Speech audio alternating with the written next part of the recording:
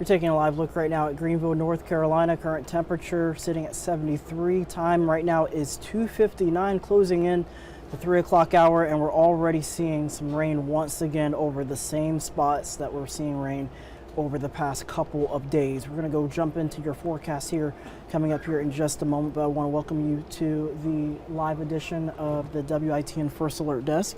I'm meteorologist Russell James, and we have a lot going on. So let's go ahead and go straight to at least what we're going to be anticipating as we go through the rest of today and as we go into the evening hours tonight. So let's take a live look right now at Goldsboro, seeing temperatures again still sitting into the low 70s, heavy rain ongoing. Winds right now coming in from the southwest, generally at around 10 miles, 6 to 10 miles an hour, and we're going to continue to experience rain not just in Goldsboro but all throughout the area as we're continuing to see a wave of tropical moisture making its way from southwest to the north and the east. In fact, just about everyone on our First Alert Live radar seeing some rain with the exception of Carteret County and then a few spots to our north and west, but Jacksonville over into Kenansville, light to moderate downpours. You'll get some lightning from time to time, especially in areas where you're seeing the heaviest amount of rain over into Trenton right along 41, Highway 70, Tuscarora, also into Dover seeing some light rain.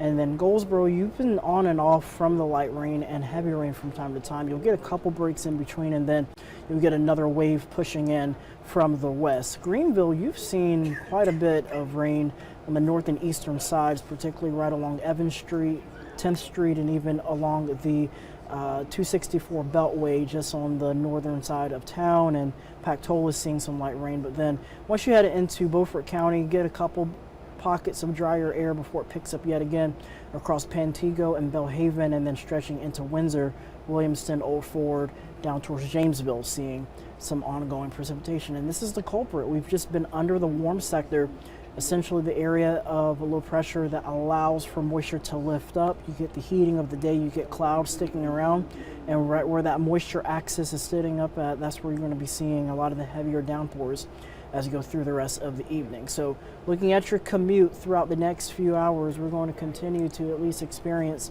rain ongoing through about 7 p.m. So just be extra careful on the roadways if you possibly can, especially given what we're seeing right now across the area. First Alert Outlook showing the area of low pressure making its way from southwest to the north and the east, eventually encompassing most of the viewing area as we go throughout the rest of tonight. And then as we go into tomorrow and into the first half of your Wednesday, we'll start the day off dry, but then we'll see more rain and storms in the forecast as we go throughout the rest of the day. So again, all of these storms that tend to move in and out of the region will be capable of producing at least a quarter to a half inch of rain at times, and of course some lightning. So something just to consider for those of you that are going to be running any errands throughout tomorrow and going into your Thursday. But there are signs as we head into the weekend, we'll finally start to lower the rain chances and we'll bring in the sunshine, especially as high pressure begins to build in from the north and the west. So while we're watching that closely, we're also keeping an eye on what's happening in the tropics with Tropical Storm Erin. This is as the 11 a.m. advisory. Winds still sitting at 45 miles an hour, pressure 1,006 millibars. Right now it's undergoing a little bit of trouble. There's been some drier air affecting the northern part of the circulation there in the brown color. Once you start seeing those milky-ish colors and those darker greens, that's a sign of moisture. And there are signs that Erin will start to improve and organize. It's just a matter of when that's going to happen still remains to be the outside question as we show you the bigger picture. So you see all that dry air, that's our friend. That's going to try to at least keep Erin a little bit weak. But eventually at some point, Erin is going to be moving into a lot of very warm oceanic temperatures.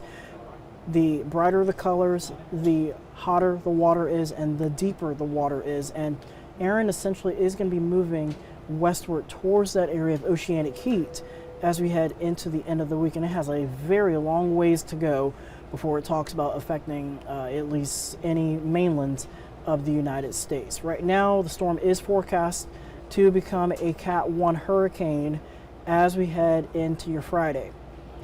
Friday morning, 85 miles an hour. From there, as it continues to track west-northwest, It could reach Cat 2 hurricane strength, and then major hurricane status is at Cat 3 or stronger.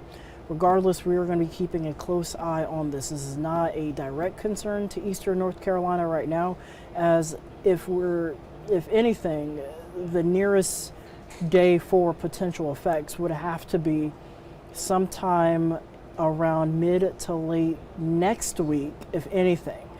That goes to show you that if you have plans these next few days into the weekend, you're fine. You're good to go. I would say just keep watching this very closely as we go through the next weekend or so. And we'll have a better understanding of where Aaron will somewhat be going as we head towards around Saturday, Sunday. So that's going to be that inflection period where we'll have a better understanding. Up until then, it's just a guess, and you just have to just stay tuned each and every day as we get more up to dates. But at least in the short term, temperatures 80s, low 90s, a few drops of rain, maybe a rumble of thunder going into Saturday. Sunny and partly cloudy on Sunday. Monday, Tuesday looking good, highs into the low 90s.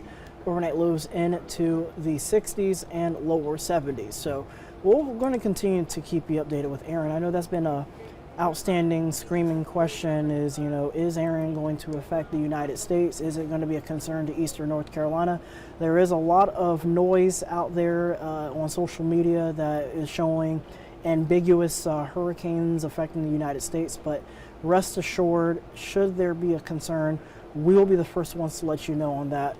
Right now, just stay tuned for the latest. If you have any questions or concerns related to the weather, please be sure to keep us covered, or we'll be sure to keep you covered for the latest information. So thank you again for tuning in. Be sure to give you another update on Aaron here very soon. Thank you for watching, everybody, and stay safe and take it easy out there.